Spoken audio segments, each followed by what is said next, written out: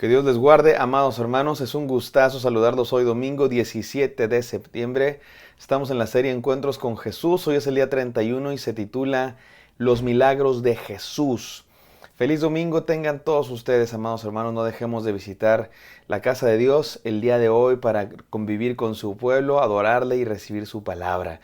Y también nosotros estamos aquí para recibir palabra de Dios. Estamos estudiando el Evangelio de Mateo, yendo específicamente a la vida de Jesús, encuentros con Jesús, hechos de la vida de Jesús en el Evangelio de Mateo. Y hoy vamos a hablar de los milagros de Jesús, porque eso toca el siguiente pasaje que vamos a leer. Es una especie de resumen. El Evangelio de Mateo nos da de cuando en cuando ciertos tipos de resúmenes que nos cuentan, que condensan el ministerio de Jesús en una o en otra región. Y le hemos puesto los milagros de Jesús. Para empezar, porque todos los encuentros de Jesús son milagrosos, porque de una u otra manera Jesucristo siempre transforma, libera, sana, perdona. Aunque hemos visto muchos de los que podríamos estrictamente llamar milagros a nuestro Señor Jesucristo sanando leprosos, sanando ciegos, levantando a los cojos, librando a los endemoniados, calmando la tormenta, incluso resucitando una niña que presumiblemente estaba ya muerta, calmando, deteniendo la mar, andando sobre las aguas y muchas otras cosas que hemos visto maravillosas, aunque también hemos visto otro tipo de milagros, a nuestro Señor Jesús llamando a los discípulos, transformándolos, convirtiéndolos de publicanos en seguidores y discípulos. Hemos visto también a nuestro Señor Jesús llamando a personas que podríamos decir que son rechazados de la sociedad y Él los llama y los toca, y todo eso es milagroso. Pero el día de hoy nos vamos a preguntar lo siguiente: ¿por qué Jesús hacía milagros? ¿Por qué sanaba? ¿Por qué echaba fuera demonios?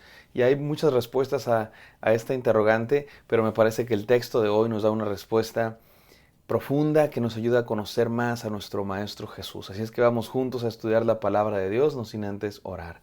Bendito Padre Celestial, te damos gracias por este tiempo de devoción. Gracias por tu palabra. Llénanos, transfórmanos, te lo rogamos, Padre Santo, en el nombre de Cristo nuestro Salvador. Amén.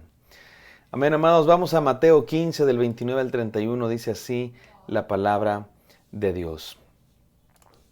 Pasó Jesús de allí y vino junto al mar de Galilea, y subiendo al monte se sentó allí. ¿Recuerdan dónde estaba Jesús? Estaba en una tierra extranjera, en la región de Tiro y de Sidón, la tierra de Fenicia, se le conoce después en la historia. Está lejos, o por lo menos fuera, de el pueblo judío, de Jerusalén, de Galilea, de donde eran todos sus discípulos, de donde se hablaba su idioma, de donde se conocía las escrituras y la religión judía. Está fuera de ese lugar. Y sin embargo, se nos va a contar una serie de cosas similares a las que hizo cuando estaba entre los judíos.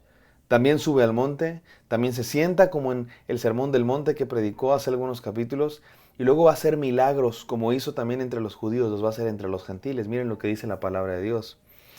Y se le acercó mucha gente que traía consigo a cojos, ciegos, mudos, mancos y otros muchos enfermos, y los pusieron a los pies de Jesús y los sanó, de manera que la multitud se maravillaba, viendo a los mudos hablar, a los mancos sanados, a los cojos andar y a los ciegos ver, y glorificaban al Dios de Israel.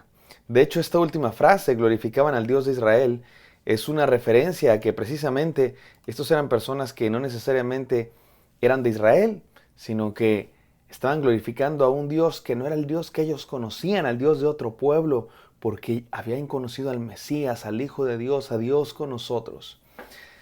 Así es que este pasaje que acabamos de ver aquí, mis amados hermanos, este pequeño resumen de los milagros de Jesús, noten lo que dice: sanaba a los cojos, ciegos, mudos, mancos y a todos los enfermos.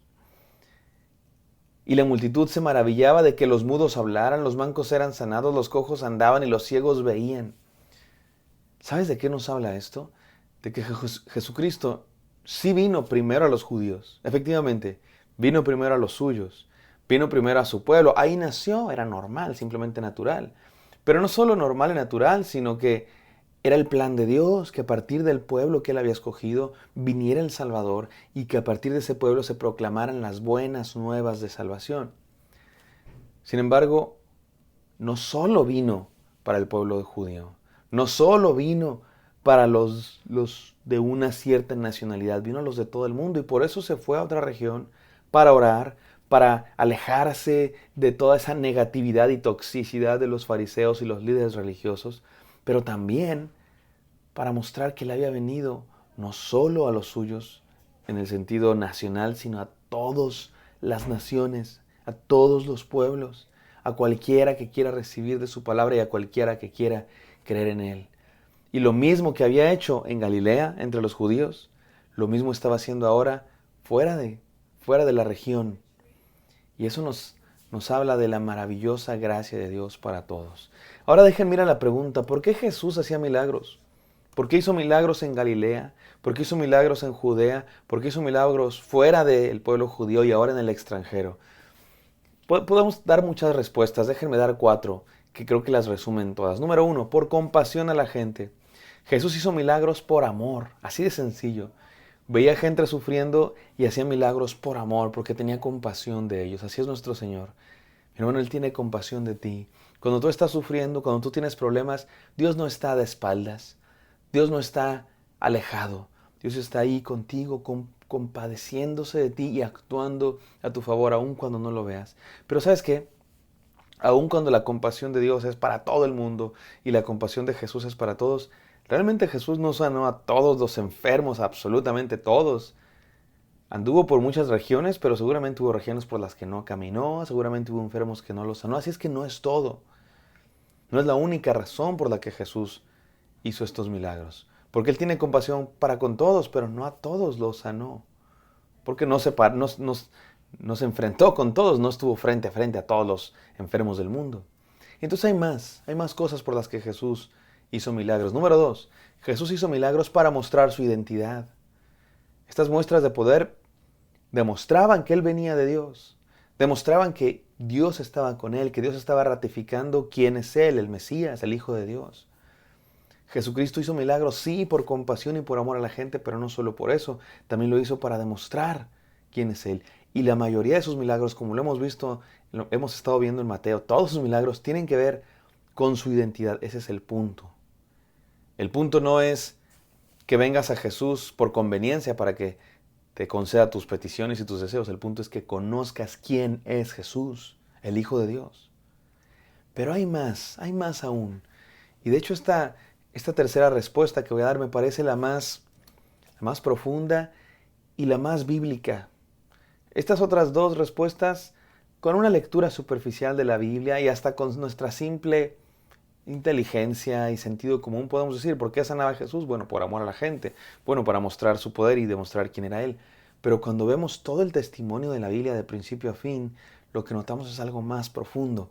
¿Por qué hacía milagros Jesús? Eran una señal del reino de Dios. Los milagros de Jesús son una señal de que ha comenzado una nueva era y que esto tiene que ver con toda la historia de la humanidad. Déjame te la resumo, te hago una síntesis súper breve, porque esto te podría yo hablar durante horas, pero Dios creó el mundo, ¿no? Dios creó un mundo bueno, un mundo perfecto, donde no había dolor, no había enfermedad, no había sufrimiento. Hay gente que dice, ¿por qué Dios permite tanto sufrimiento? ¿Qué crees? Dios creó un mundo sin sufrimiento, sin enfermedad, sin maldad. No es culpa de Dios. El problema fue que el ser humano utilizó la libertad que Dios le dio para ir en contra de la voluntad de Dios, para desobedecer a Dios. Ese es el pecado original. Y fue entonces, cuando desobedecieron a Dios, que entró el pecado en la humanidad y eso significó el inicio de la violencia, del sufrimiento, de la enfermedad, de todo lo que está mal en este mundo. Pero Dios prometió, desde el mero principio, Dios prometió que iba a restaurar todas las cosas, que iba a trabajar por hacer todo nuevo otra vez, en un descendiente de la mujer. Así dijo Dios desde Génesis. A la mujer le dijo, un descendiente tuyo le pondrá fin a la maldad. Esto está en Génesis 3:15. Y desde entonces Dios está trabajando. Dios está hablando a los corazones de los seres humanos, poco a poco, porque así es Dios. Es un artesano y las buenas cosas se trabajan a fuego lento. Y Dios llamó un pueblo, Dios llamó a Abraham, Isaac y Jacob. Dios llamó un pueblo, el pueblo de Israel, los sacó de la esclavitud en Egipto, los puso en la tierra prometida, les mandó que purificaran esa tierra, que les dio leyes, les dio profetas. Y el pueblo de Dios a veces obedecía, a veces no. Pero finalmente Dios envió un Salvador, Jesucristo. Y ese Salvador es el que cumple todas las promesas que Dios había hecho en el pasado, de que iba a restaurar la humanidad para regresarla a ese estado donde no había enfermedad, ni muerte, ni violencia.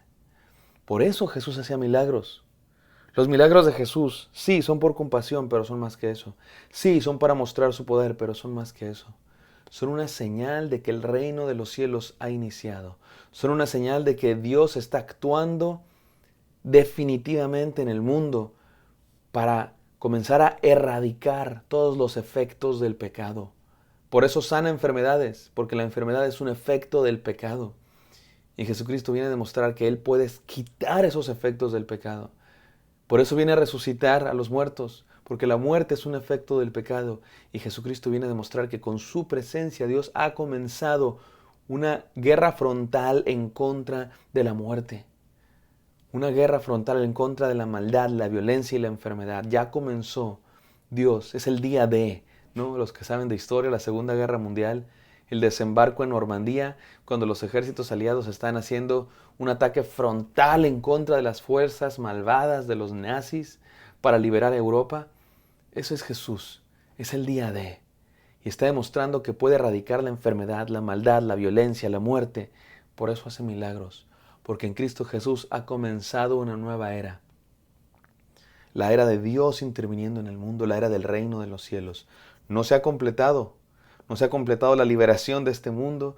No se ha completado la llegada del reino. Pero un día vendrá otra vez a completar todo. Y esta es mi cuarta respuesta. ¿Por qué Jesús hace milagros?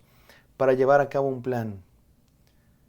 ¿Se acuerdan cuando le preguntaron a Jesús, ¿eres el Mesías o no eres el Mesías? Jesús dijo, vayan y díganle al que preguntó, Juan el Bautista, los cojos andan, los ciegos ven, y a todos es predicado las buenas nuevas. Es una señal de que Dios está actuando en el mundo. Y sus milagros son señales de que Él lleva a cabo un plan. Y ahora vemos que lo hizo entre judíos, pero también entre gentiles. ¿Quiénes son gentiles? Los que no son judíos. Eso significa que este plan no es solamente para un pueblo. Este plan es para todo aquel que cree en Cristo Jesús, como aquel que inició la obra de Dios. Por eso Jesús hizo milagros. Espero que estas respuestas les hayan sido de bendición a todos. Vamos a orar. Gracias, Señor, por este devocional en el que entendemos quién eres, qué viniste a hacer al mundo, Señor. Que estás trabajando, has estado trabajando desde hace muchos milenios, Dios mío, para traer paz, gozo, libertad, justicia, perdón, calma, descanso a este mundo, Señor, que está tan sumido en el pecado, la violencia, la enfermedad, la maldad. Permítenos creer en Cristo Jesús y experimentar ese reino de paz y gozo y amor en nuestros corazones hasta que Cristo venga a establecer su reino para siempre. En el nombre de Cristo, nuestro Señor y Salvador, oramos. Amén. Amén, queridos hermanos. Espero que esto haya sido de bendición para ustedes. Me encantaría encontrarlos el día de mañana. Bendiciones.